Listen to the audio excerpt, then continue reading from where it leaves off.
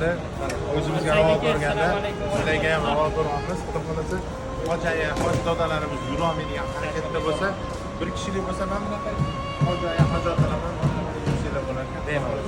Assalomu alaykum. Ustoz qalaysiz? Assalomu alaykum ustozim. Muborak joylarda ko'rsatdingiz. Qalaysiz? Allohga ming qatda shukr, o'z yaxshisiz. Rahmat. Assalomu alaykum. Men almashib shu tur bilan Shunda hozir 7-simi bu? Men keyin meni olaman. Bular ham Siz yakunlab qo'ying. ustozimiz bo'ladi. Ana nima deydi, blogerlik bo'yicha misol uchun o'sha ibratli narsalar bir